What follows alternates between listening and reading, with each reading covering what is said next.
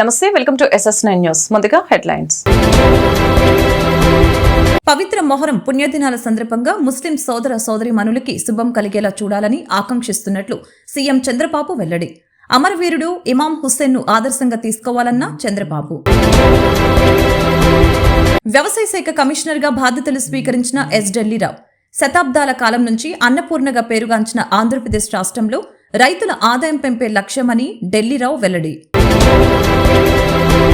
Helmet ధరించడం వలన అనేక అపాయాల నుండి తప్పించుకోవచ్చని పశ్చిమ ఎమ్మెల్యే సుజనా చౌదరి స్పష్టీకరణ. హెల్మెట్ అవేర్నెస్ కార్యక్రమంలో పాల్గొన్న సుజనా ప్రతి ఒక్కరూ ట్రాఫిక్ రూల్స్ ని పాటిస్తూ హెల్మెట్ ధరించి నియమ నిబంధనలకి అనుగుణంగా వాహనాలు నడపాలని విజ్ఞప్తి. వాతలు పెట్టిన మాజీ ముఖ్యమంత్రి జగన్మోహన్ రెడ్డికి ఇంకా బుద్ధి రాలేదని మాజీ ఎమ్మెల్సీ బుద్దా వెంకన్న ధ్వజం. వైసీపీ వాళ్ళ దొంగతనాలు ఎక్కడ బయటపడతాయో అని భయపడి ప్రెస్ మీట్లు పెడుతున్నారని ఎద్దేవా. పవిత్ర మొహరం పుణ్యదినాల సందర్భంగా ముస్లిం సోదర సోదరీమణులకి శుభం కలిగేలా చూడాలని ఆకాంక్షిస్తున్నట్లు ఏపీ సీఎం చంద్రబాబు నాయుడు తెలిపారు. అమరవీరుడు ఇమాం హుస్సేన్ సమాజం కోసం ప్రాణత్యాగం చేశారు తప్ప అన్యాయమైన అధికారానికి తలొగ్గలేదని తెలిపారు. ఇది ఆదర్శంగా పరువు క్షేమాన్ని కాంక్షిస్తూ జీవితాన్ని గడపటమే మన కర్తవ్యమని చంద్రబాబు తెలిపారు. శతాబ్దాల కాలం నుంచి అన్నపూర్ణగా పేరుగాంచిన ఆంధ్రప్రదేశ్ రాష్ట్రంలో రైతుల ఆదాయం పెంపే లక్ష్యమని నూతనంగా వ్యవసాయ శాఖ కమిషనర్ గా బాధ్యతలు స్వీకరించిన ఎస్ ఢిల్లీరావు తెలిపారు. రైతు ప్రయోజనాల కోసం వ్యవసాయ శాఖ పలు చర్యల్ని తీసుకుందని తెలిపారు. మంగళగిరిలోని వ్యవసాయ శాఖ ప్రధాన కార్యాలయంలో వేద పండితుల పూర్ణకుంభ స్వాగతంతో కార్యాలయంలోకి కార్యాలయ ఉద్యోగులు ఆహ్వానించారు. అనంతరం కార్యాలయంలో విధులకి సంబంధించిన దస్త్రంపై సంతకం చేసి బాధ్యతలు స్వీకరించిన అనంతరం మీడియా ప్రతినిధులతో మాట్లాడుతూ రైతు ప్రయోజనాల కోసం వ్యవసాయ శాఖ తీసుకోనున్న చర్యలు వివరించారు. విస్తరిస్తున్న సాంకేతిక పరిజ్ఞానాన్ని వ్యవసాయ రంగానికి అనుసంధానం చేయడానికి ఉన్న అవకాశాలను పరిశీలించి ఎక్కడికెక్కడ సాంకేతిక పరిజ్ఞానం వినియోగించే పరిస్థితులు ఉన్నాయో లాభ నష్టాలను బేరీజు వేసుకుని రైతులకి ప్రయోజనకరంగా ఉండేలా అమలు చేస్తామని తెలిపారు. ముఖ్యంగా పెట్టుబడి వ్యయం తగ్గించేందుకు సాంకేతిక పరిజ్ఞానం వినియోగాన్ని పెంచేందుకు అవసరమైన కార్యాచరణను అమలు చేస్తామని తెలిపారు. ఇటీవల ప్రకృతి వ్యవసాయంలో మన రాష్ట్రానికి లభించిన అంతర్జాతీయ పురస్కారం గుల్బెంకియన్ ప్రైజ్ ఫర్ హ్యుమానిటీ స్ఫూర్తితో ప్రకృతి వ్యవసాయానికి మరింత ప్రోత్సాహం లభించేలా రైతులను సిద్ధం చేస్తామని తెలిపారు. ఈరోజు చాలా ఆనందంగా ఉంది. తొలి ఏకాదశి రోజు ఈరోజు కమిషనర్ అగ్రికల్చర్గా నేను ఇక్కడ ఛార్జ్ తీసుకోవడం. సో ఈరోజు తీసుకున్నాను అనుకున్నట్టే దానికి ప్రభుత్వానికి ప్రత్యేకమైనటువంటి ధన్యవాదాలు. గౌరవ సీఎం గారికి మరియు గౌరవ మంత్రివర్యుల గారికి, గౌరవ సెక్రటరీ గారికి, ఇతర అధికారులందరికీ కూడా ప్రత్యేకమైనటువంటి నా యొక్క ధన్యవాదాలు తెలుపుకుంటున్నాను. సో ఇప్పటికే మన అగ్రికల్చర్ ఇయర్ అనేటువంటిది స్టార్ట్ అయింది. చాలా వరకు కూడా మనకి ట్రాన్స్ప్లాంటింగ్ అండ్ సోయింగ్స్ అన్నీ కూడా అయినాయి. సో ఈ టైంలో ఇనీషియల్గా ఉన్న టైంలో ఈ టైంలో అగ్రికల్చర్ ఇయర్ స్టార్ట్ అయినటువంటి టైంలో నేను జాయిన్ అవ్వడం, దట్టు నేను కూడా మాస్టర్స్ ఇన్ అగ్రికల్చర్ చదువుకునేటువంటి వ్యక్తిగా నాకు ప్రభుత్వం ఈ ఆపర్చునిటీ అనేటువంటి ఇచ్చినందుకు గాను ప్రభుత్వానికి ప్రత్యేకమైన ధన్యవాదాలు తెలుపుకుంటూ, ఏ కారణం చేత నన్ను సెలెక్ట్ చేశారో దానికి తగ్గట్టుగా వ్యవసాయ శాఖని రైతులకి అన్ని విధాలుగా ఉపయోగపడేటట్టుగా ఉన్న స్కీమ్స్ ఏవైతే ఉన్నాయో, ఇటు సెంట్రల్ గవర్నమెంట్ అవ్వచ్చు, స్టేట్ గవర్నమెంట్ అవ్వచ్చు, అన్ని స్కీమ్స్ కూడా చాలా చక్కగా ఎటువంటి తప్పిదాలు లేకుండా ఎఫెక్టివ్గా ఇంప్లిమెంట్ చేయడం అనేటువంటి ఒక బాధ్యత ఉంటూ, సో ఈ అగ్రికల్చర్ అనేది ఈ 4% గ్రోత్ రేట్ అనేటువంటిది పెంచాలి అని అంటే, రెమ్యునరేటివ్ ప్రైస్ రావాలి అని అనేటప్పుడు ఇప్పుడుండే ఇన్పుట్స్ మీద విపరీతమైనటువంటి డిపెండెన్స్ అగ్రికల్చర్ ఉండేదాన్ని తగ్గించాలి. సో మన ఆంధ్రప్రదేశ్ అనేది అన్నిట్లో కూడా ఒక విధంగా చెప్పాలంటే నెంబర్ 1గా ఉంటుంది. What ever the productivity point of వ్యూలో కానీ, ప్రొడక్షన్లో కానీ, ఈవెన్ హెల్మెట్ ధరించడం వలన అనేక అపాయాల నుంచి తప్పించుకోవచ్చని పశ్చిమ ఎమ్మెల్యే సుజనా చౌదరి స్పష్టం చేశారు. ప్రతి ఒక్కరూ ట్రాఫిక్ రూల్స్ ని పాటిస్తూ హెల్మెట్ ధరించి నియమ నిబంధనలకు అనుగుణంగా వాహనాలు నడపాలని విజ్ఞప్తి చేశారు. పశ్చిమ నియోజకవర్గంలోని భవానీపురం శివాలయం సెంటర్లో బుధవారం ట్రాఫిక్ పోలీసుల ఆధ్వర్యంలో జరిగిన హెల్మెట్ అవేర్నెస్ కార్యక్రమంలో పాల్గొన్నారు. హెల్మెట్ ధరించి బైక్ ర్యాలీలో పాల్గొని బుల్లెట్ నడిపారు. ఈ సందర్భంగా ఆయన మాట్లాడుతూ మోటార్ సైకిళ్లు, స్కూటర్లు నడిపే వాహనదారులు ప్రతి ఒక్కరూ హెల్మెట్ ధరించాలని సూచించారు. హెల్మెట్ ధరించడం వలన అనేక అపాయాల నుండి దూరంగా ఉండవచ్చని తెలిపారు. కేంద్ర ప్రభుత్వం సుప్రీంకోర్టు ఆదేశాల మేరకు ద్విచక్ర వాహనదారులు ప్రతి ఒక్కరూ హెల్మెట్ ధరించాలని విజ్ఞప్తి చేశారు. ఈ కార్యక్రమంలో ట్రాఫిక్ పోలీస్ అధికారులు సిబ్బంది పాల్గొన్నారు.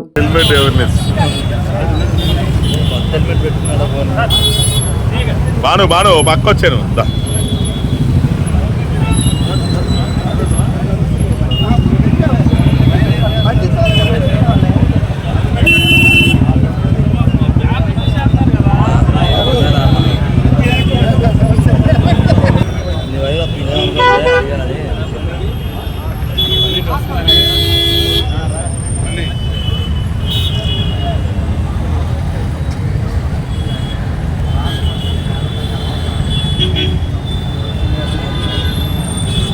ఆఫ్ చెబుతా రెడ్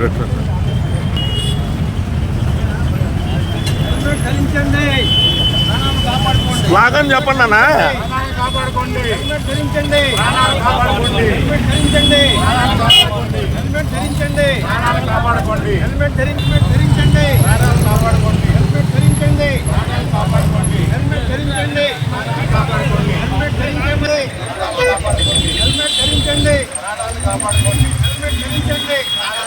సైకిళ్ళు స్కూటర్లు నడిపే ప్రజలందరికీ కూడా విజ్ఞప్తి ఏంటంటే హెల్మెట్ ధరించడం చాలా అవసరం.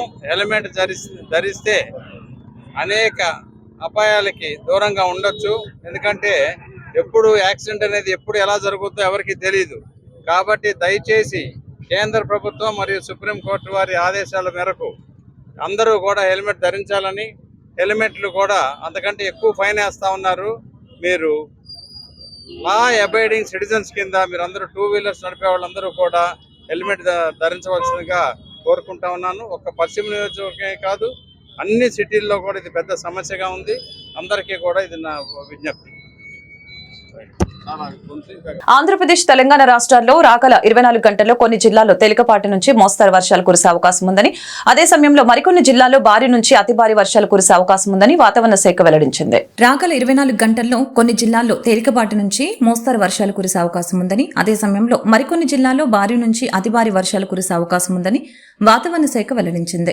దక్షిణ ఛత్తీస్గఢ్ పరిసర విదర్భ ప్రాంతంలో కేంద్రీకృతమైన అల్పపీడనం సగటు సముద్ర మట్టానికి 5.8 కిలోమీటర్ల ఎత్తు వరకు విస్తరించిందని, ఎత్తుకు వెళ్లే కొద్దీ నైరుతి దిశ వైపు వంగి ఉన్న ఆవర్తనం చెందుతుందని చెప్పారు. దీంతో సముద్ర మట్టానికి 1.5 కిలోమీటర్ల ఎత్తులో అల్పపీడనం కొనసాగుతుందని ప్రకటించారు. అంతేకాకుండా ఈ నెల 19న పశ్చిమ మధ్య వాయువ్య బంగాళాఖాతంలో మరో అల్పపీడనం ఏర్పడే అవకాశం ఉందని వాతావరణ సిబ్బంది తెలిపింది. దీంతో గంటకు 30 నుండి 40 కిలోమీటర్ల వేగంతో ఈదురు గాలులు వీచే అవకాశం ఉందని తెలియజేశారు. బాధలు పెట్టిన జగన్మోహన్ రెడ్డికి ఇంకా బుద్ధి రాలేదని, వైసీపీ వాళ్ళ దొంగతనాలు ఎక్కడ బయటపడతాయని భయపడి ప్రెస్ మీట్లు పెడుతున్నారని మాజీ ఎమ్మెల్సీ బుద్దా వెంకన్న ధ్వజమెత్తారు. పేర్ని నానికి శ్వేతపత్రం అంటే ఏంటో తెలుసా అని ఆయన ప్రశ్నించారు. వైసీపీ పరిపాలన ఎలా చేశారో చెప్పాల్సిన బాధ్యత చంద్రబాబుపై ఉందని, పోలవరం పూర్తి చేయాలనే లక్ష్యంతో చంద్రబాబు పర్యటన చేస్తున్నారని అన్నారు. జగన్మోహన్ రెడ్డి అధికారంలోకి రావటం అనేది ఇంకా కలేనని జోసెన్ చెప్పారు. టీడీపీ నేత బుద్దా వెంకన్న బుధవారం తన కార్యాలయంలో మీడియాతో మాట్లాడారు. ఈ సందర్భంగా ఆయన మాట్లాడుతూ ప్రజలు చీకొట్టిన వైసీపీ నాయకుడు జగన్ కి, ఆ పార్టీ నేతలకి ఇంకా బుద్ధి రాలేదని తెలిపారు. వైసీపీ ప్రభుత్వంలో చేసిన కుంభకోణాలు ఎక్కడ బయటపడతాయని భయపడి ప్రెస్ మీట్లు పెట్టి పాలకపక్షంపై బురద చెల్లే కార్యక్రమాన్ని మొదలుపెట్టారని ఆరోపించారు. వైసీపీ పాలన ఎలా జరిగిందో చెప్పాల్సిన బాధ్యత చంద్రబాబుపై ఉందని, జగన్ ముఖ్యమంత్రి అవగానే ప్రజావేదిక కూల్చివేశారని, చెత్త మీద పన్ను వేసిన ఘనత కూడా జగన్ కి చెందుతుందని అన్నారు. చంద్రబాబు సీఎం అవగానే పెంచిన పింఛన్ను అందించారని తెలిపారు. వైసీపీ 5 సంవత్సరాల పాటు రాష్ట్రాన్ని చెత్తగా మార్చేశారని, ఆ చెత్తంతా చంద్రబాబు క్లీన్ చేస్తున్నారని తెలియజేశారు. చంద్రబాబు నాయుడు ప్రజలు నమ్మారు కాబట్టి అధికారంలోకి వచ్చామని, మచిలీపట్నానికి 70,000 కోట్లతో బీపీసీఎల్ రిఫైనరీ తీసుకువస్తామని, పోర్టు పనుల్ని పూర్తి చేస్తామని గాలి మాటలు చెప్పడం వైసీపీ నేతలు మానుకోవాలని హెచ్చరించారు.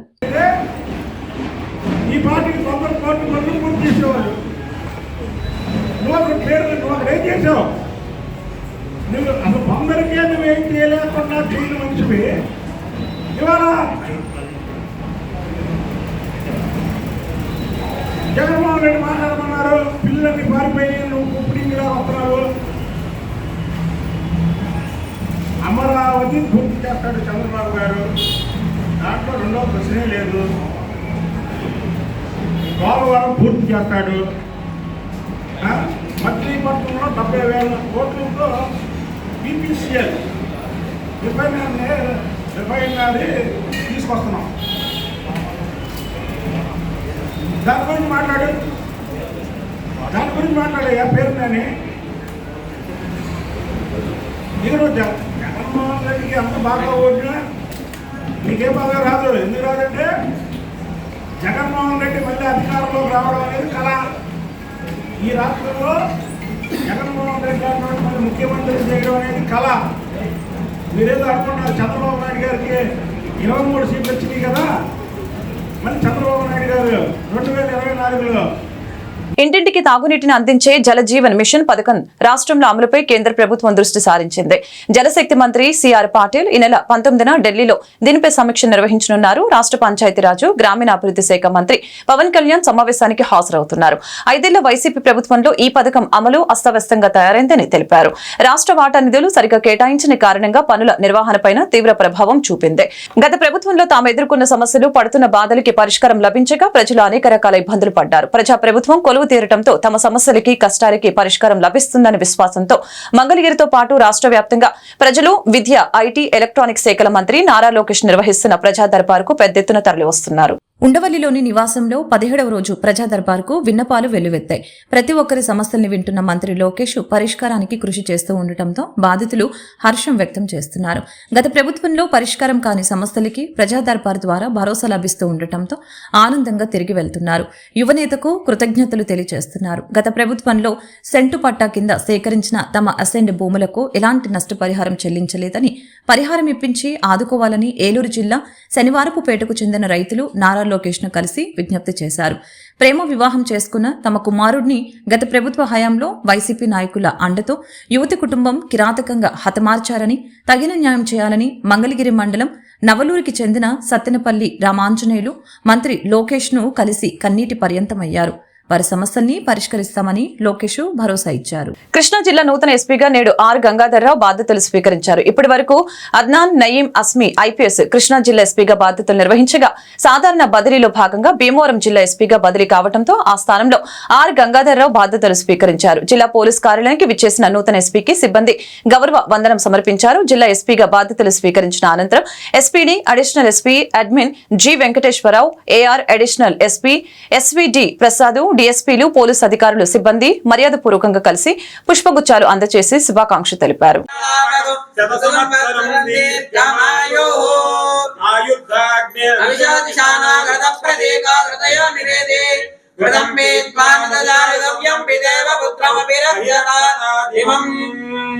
శతమానం భవతి శతాజు పురుషస్సితేంద్రియ.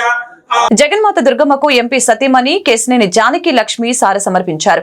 వీరికి ఆలయ మర్యాదలతో EO KS Ramarao, AEO Sudharani స్వాగతం పలికి అమ్మవారి దర్శనం కల్పించారు. కేశినేని జానకి లక్ష్మికి వేద పండితుల చేత వేదాశీర్వచనం అందజేశారు. ఆషాఢ మాసాన్ని పురస్కరించుకుని తొలి ఏకాదశి పండుగ సందర్భంగా శ్రీ దుర్గామల్లేశ్వర స్వామి వార్ల దేవస్థానం ఇంద్రకీలాద్రిపై జగన్మాత దుర్గమ్మకు విజయవాడ ఎంపీ కేశినేని శివనాథ్ చిన్ని సతీమణి కేశినేని జానకి లక్ష్మి బుధవారం సాంప్రదాయ పద్ధతిలో సారెను సమర్పించారు. స్పృహప్తి చారిటబుల్ ట్రస్ట్ మహిళల బృందంతో కలిసి పసుపు, కుంకుమ, పూలు, పండ్లు, పట్టువస్త్రాలు, మిఠాయిలు, చలిమిడి తీసుకువచ్చారు. వీరికి ఆలయ మర్యాదలతో EO KS Ramarao, AEO Sudharani స్వాగతం పలికి అమ్మవారి దర్శనం కల్పించారు.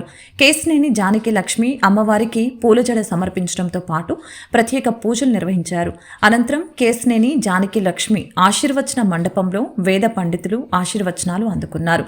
తదనంతరం 6వ అంతస్తులోని మల్లికార్జున మహామండపంలో సారెను మూల విరాట్కు చూపించి అర్చకులకు అందజేశారు. పూజ అనంతరం తనతో వచ్చిన మహిళా భక్తులకి కేశినేని జానకి లక్ష్మి చలిమిడి ప్రసాదాన్ని అందజేశారు. అమ్మవారికి తెచ్చిన చీరను కేశినేని జానకి లక్ష్మి చీరల కౌంటర్లో ఇవ్వగా ఏఈఓ సుధారాణి క్యూఆర్ కోడ్ రసీదును అందజేశారు. కార్యక్రమంలో ఎన్టీఆర్ జిల్లా తెలుగు మహిళా అధ్యక్షురాలు, కార్పొరేటర్ చెన్నుపాటి ఉషారాణి, ఎంవి సుధాకర్, స్పృహప్తి చారిటబుల్ ట్రస్టు మహిళా సభ్యులు Lakshmi Prasanna, Bharati, K Padma, R Radha, S Ashwini, R Vani, U Srikeerthi పాల్గొన్నారు.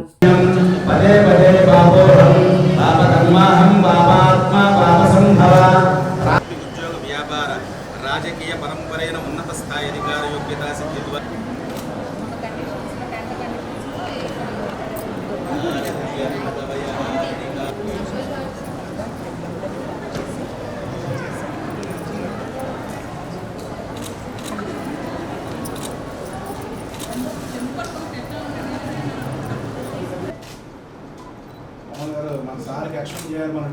విజయవాడ నగర ప్రజలకు మౌలిక వసతులు కల్పించేందుకు ఎన్డీఏ కూటమి ప్రభుత్వం కృషి చేస్తుందని విజయవాడ తూర్పు ఎమ్మెల్యే గద్దె రామ్మోహన్ స్పష్టం చేశారు. అధికారుల్ని సమన్వయం చేసుకుని స్ట్రాంగ్ వాటర్ డ్రైనేజీ పనుల్ని వేగవంతం చేస్తామని తెలిపారు. Andhra Pradesh temples employees welfare association ఆధ్వర్యంలో విజయవాడ ప్రెస్ క్లబ్ లో పాత్రికేయుల సమావేశం జరిగింది. ఈ సమావేశంలో పాల్గొన్న అసోసియేషన్ అధికార ప్రతినిధి కోగంటి రవికుమార్, అసోసియేషన్ సభ్యులు కె రాజగోపాల్ మీడియాతో మాట్లాడారు. రాజ్యసభ సభ్యులు విజయసాయిరెడ్డి తమ దేవాదాయ శాఖ కమిషనర్ సత్యనారాయణపై అసందర్భ వ్యాఖ్యలు చేయడాన్ని తీవ్రంగా పరిగణిస్తున్నట్లు వెల్లడించారు. తమ శాఖకు చెందిన అసిస్టెంట్ కమిషనర్ శాంతి, ఆమె మాజీ భర్త మదన్ మోహన్ కు సంబంధించిన వ్యక్తిగత విషయాల్లో దేవాదాయ శాఖ కమిషనర్ కు సంబంధం ఏమిటని ప్రశ్నించారు. తమ డిపార్ట్మెంట్కు చెందిన అసిస్టెంట్ కమిషనర్ శాంతిపై శాఖపరమైన చర్యలు తీసుకోవాలని, ఆమె మాజీ భర్త మదన్ మోహన్ దేవాదాయ శాఖ కమిషనర్ను సంప్రదిస్తే వ్యక్తిగత విషయాలకు శాఖకు సంబంధం లేదని సున్నిహితంగా తిరస్కరించిన సంగతి గుర్తు చేసుకోవాలని తెలిపారు. మదన్ మోహన్ ఫిర్యాదు బయటకు ఏ విధంగా బహిర్గతమైతుందో విజయసాయిరెడ్డి తెలుసుకోవాలని తెలిపారు. అలా కాకుండా తమ శాఖ కమిషనర్ను టార్గెట్ చేస్తూ అనుచిత వ్యాఖ్యలు చేయడం సిగ్గుచేటని తెలిపారు. ఈ రాష్ట్రంలో రాక్షస పాలన పోయి ప్రజాపాలన వచ్చిందన్న సంగతి గుర్తుంచుకోవాలని పేర్కొన్నారు. దేవాదాయ శాఖ కమిషనర్కు విజయసాయిరెడ్డి బేషరతుగా క్షమాపణ చెప్పాలని డిమాండ్ చేశారు. గత 4-5 రోజుల నుంచి కూడా మీడియాలో, ఎలక్ట్రానిక్ మీడియాలో బాగా వచ్చే విషయం మా దేవాదాయ శాఖ అధికారిని శ్రీమతి శాంతి గారి ఇష్యూ. ఇందులో విజయసాయిరెడ్డి గారు పాత్ర ఏంటో అసలు మాకు ఎవరి పాత్ర ఏంటో మాకు తెలియదు. అయితే విజయసాయిరెడ్డి గారు సదరు శాంతి గారి భర్త మదన్ మోహన్ గారు మా కమిషనర్ గారికి ఒక ఫిర్యాదు ఇచ్చారని, ఆ ఫిర్యాదుని మా కమిషనర్ గారు దాన్ని లీక్ చేశారని చెప్పి పత్రికలకి విజయసాయిరెడ్డి గారు, రాజ్యసభ సభ్యులు, పెద్దలు నోటికి వచ్చినట్టుగా ఆ యదవ కమిషనర్కి బుద్ధి లేదా అని నోటికి వచ్చినట్టు మాట్లాడుతున్నారు ఆయన. ఇది అసలు ఎంత మాత్రం సబబు కాదు. అసలు వాస్తవంగా మదన్ మోహన్ గారు మా కమిషనర్ గారిని కలిస్తే ఇది మాకు సంబంధించిన ఇష్యూ కాదు, నువ్వు బయటికి వెళ్ళి కోర్టుకి వెళ్ళిపోమని చెప్పారు ఆయన. చెప్పితే ఆయన అసలు కనీసం కాగితం కూడా తీసుకోవాలా. అది ఈ మదన్ మోహన్ గారు పేపరు ఎక్కడ తయారు చేశారో, అది పత్రికా వాళ్ళకి ఎలా వచ్చిందో తెలియదు. ఆ వాస్తవాలని తెలుసుకోకుండా విజయసాయిరెడ్డి గారు తోలనాటం అనేది మంచి పద్ధతి కాదు. అలాగే ఇంకా ఆయన మా కమిషనర్ గారి కింద వేల మంది పనిచేస్తూ ఉంటారు. Senior IAS officer.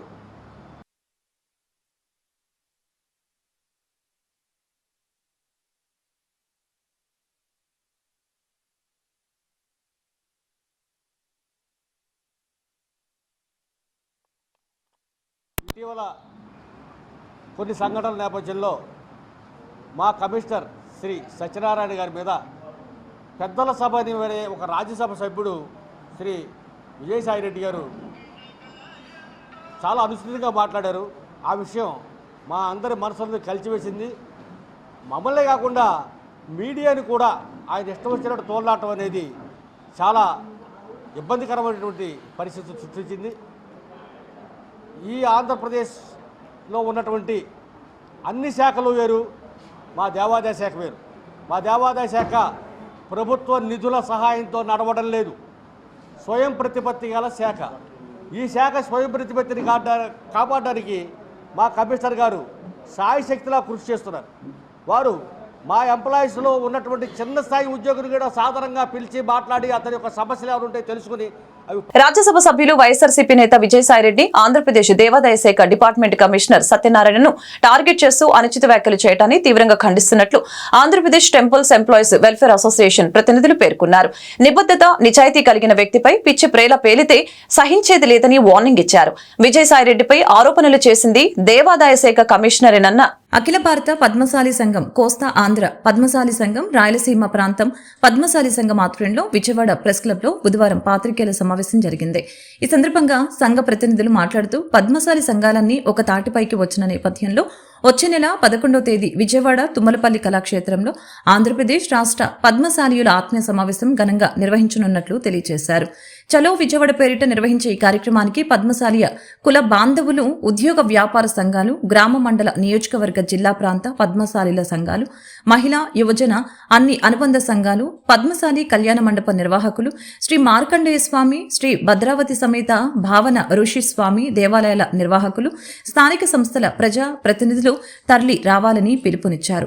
ఈ సందర్భంగా పద్మశాలీయ సంఘాల నేతలు పేర్కొన్నారు. పద్మశాలీని చైతన్యవంతుల్ని చేసి సామాజిక, ఆర్థిక, రాజకీయ రంగాలలో రాణించేలా తీర్చిదిద్దటమే ఈ సమావేశం ముఖ్య ఉద్దేశమని తెలిపారు. ఈ కార్యక్రమానికి రాష్ట్ర పెద్దలు, ప్రజా ప్రతినిధులు హాజరు కానున్నట్లు తెలిపారు.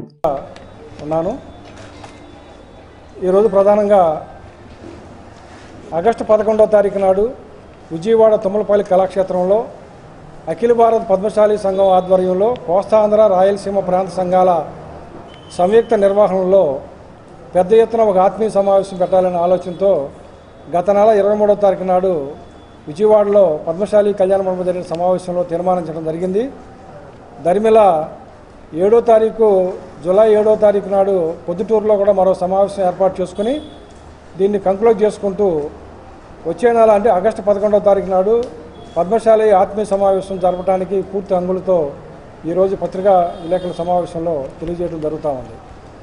దీనికి సంబంధించి అఖిల భారత పద్మశాలి సంఘం అధ్యక్షులు కందగట్ల స్వామి గారు, అదేవిధంగా ప్రధాన కార్యదర్శి గడ్డం జగన్నాథంతో పాటు మరి కోస్తాంధ్ర, రాయలసీమ ప్రాంతాల నుంచి పద్మశాలి నాయకులు, తమిళనాడు నుంచి పద్మశాలి సంఘ నాయకులు, మరి అదేవిధంగా తెలంగాణ నుంచి కూడా అక్కడ పద్మశాలి సంఘ నాయకులు కోరుతున్నాను. ఈ కార్యక్రమము ఇందరక పెద్దలు చెప్పినట్లు రాబోయే నెలలో 11వ తారీఖు ఆదివారం రోజు ఒక భారీ ఎత్తున పద్మశాలీల యొక్క ఐకమత్యాన్ని చాటి చెప్పే కార్యక్రమాన్ని ఏర్పాటుకు పూనుకున్నాం. మొత్తం రాష్ట్రంలోని అన్ని ప్రాంతాల నుంచి కూడా, అన్ని జిల్లాల నుంచి కూడా పద్మశాలి కులస్తులు అందరూ కూడా హాజరవుతున్నారు. పక్క రాష్ట్రాల వారు కూడా పద్మశాలి కులస్తులందరూ హాజరవుతున్నారు. కానీ దీని ముఖ్య ఉద్దేశం ఏమిటంటే మేమందరూ పద్మశాలి అందరూ కూడా సంఘటితంగా, ఐకమత్యంగా మాకున్న యొక్క సమస్యలను ఈ ప్రభుత్వాల ద్వారా ప్రభుత్వాలకు డిమాండ్ చేస్తూ ఈరోజు చేనేత పరిశ్రమ జరిగే అవస్థల పరిస్థితులు కావచ్చు, చేనేత సొసైటీల యొక్క పరిస్థితులు కావచ్చు, అలాగే రాజకీయపరమైన యొక్క సమస్యలు కావచ్చు, ఈ విషయాలన్నిటి కూడా మేము ఆ యొక్క సమావేశంలో చర్చించి ఇంకా ఉద్యోగస్తుల పరంగా కావచ్చు, వ్యాపారస్తుల పరంగా కావచ్చు, మాకున్న యొక్క సమస్యలను కూడా మేము ఆ యొక్క సమావేశంలో చర్చించుకొని ఆ సమావేశం ద్వారా ఒక తీర్మానాలని ఈ ఉన్న ప్రభుత్వం గారికి, సీఎం గారికి మేము విన్నవించాలని చెప్పేసి కూడా మేము అనుకోవడం జరుగుతూ ఉంది. ఆ విధంగా మేము అడుగులు వేస్తూ ఈ సమావేశాన్ని ఏర్పాటు చేస్తున్నాం. భవిష్యత్తులో మాకు సంబంధించి చాలా సమస్యలు ఉన్నాయి.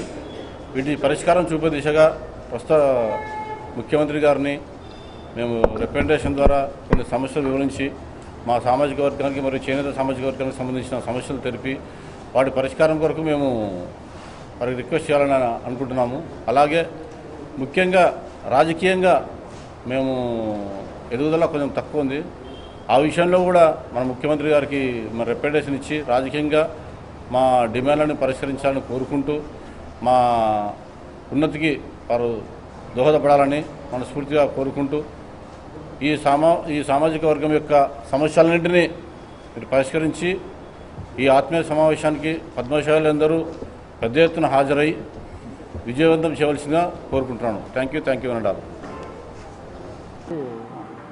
జాతీయ పద్మశాలి సంఘ నాయకులు, నా పేరు జీవీ నాగేశ్వరరావు. ఈ ఏపీ రాష్ట్ర పద్మశాలి సంఘం ఆత్మీయ సమావేశానికి సంబంధించి ఆహ్వాన కమిటీ చైర్మన్గా ఉన్నాను. ఈరోజు ప్రధానంగా ఆగస్టు 11వ తారీఖు నాడు విజయవాడ తుమ్మలపల్లి కళాక్షేత్రంలో అఖిల భారత పద్మశాలి సంఘం ఆధ్వర్యంలో కోస్తాంధ్ర, రాయలసీమ ప్రాంత సంఘాల సంయుక్త నిర్వహణలో పెద్ద ఎత్తున ఒక ఆత్మీయ సమావేశం పెట్టాలనే ఆలోచనతో గత నెల 23వ తారీఖు నాడు విజయవాడలో పద్మశాలి కళ్యాణ మండపం జరిగిన సమావేశంలో తీర్మానించడం జరిగింది. దరిమిల 7వ తారీఖు జూలై 7వ తారీఖు నాడు పొద్దుటూరులో కూడా మరో సమావేశం ఏర్పాటు చేసుకుని దీన్ని కంక్లూడ్ చేసుకుంటూ వచ్చే నెల అంటే ఆగస్టు 11వ తారీఖు నాడు పద్మశాలి ఆత్మీయ సమావేశం జరపడానికి పూర్తి అంగులతో ఈరోజు పత్రికా విలేకరుల సమావేశంలో తెలియజేయడం జరుగుతూ ఉంది. దీనికి సంబంధించి అఖిల భారత పద్మశాలి సంఘం అధ్యక్షులు కందగట్ల స్వామి గారు, అదేవిధంగా ప్రధాన కార్యదర్శి గడ్డం జగన్నాథంతో పాటు మరి కోస్తాంధ్ర రాయలసీమ ప్రాంతాల నుంచి పద్మశాలి నాయకులు, తమిళనాడు నుంచి పద్మశాలి సంఘ నాయకులు, మరి అదేవిధంగా తెలంగాణ నుంచి కూడా అక్కడ పద్మశాలి సంఘ నాయకులు కూడా పెద్ద ఎత్తున తరలిరావడం జరుగుతూ ఉంది. ఆంధ్రప్రదేశ్ రాష్ట్రంలో ఉన్నటువంటి పద్మశాలి కుల సంఘాల నాయకులు, అదేవిధంగా కొంతమంది రాజకీయ నాయకులు కూడా దీంట్లో వచ్చేటువంటి అవకాశం ఉంది. కాబట్టి ఈ కార్యక్రమానికి విజయవాడ రైల్వే డివిజన్ లో అవినీతికి పాల్పడుతున్న ఉద్యోగులపై చర్యలు తీసుకోవటం మాని ఫిర్యాదుదారులపైనే చర్యలు చేపట్టడం అన్యాయమని చైతన్య భారతి సర్వీస్ ఆర్గనైజేషన్ అధ్యక్షులు బి చిట్టిరాజు ఆరోపించారు.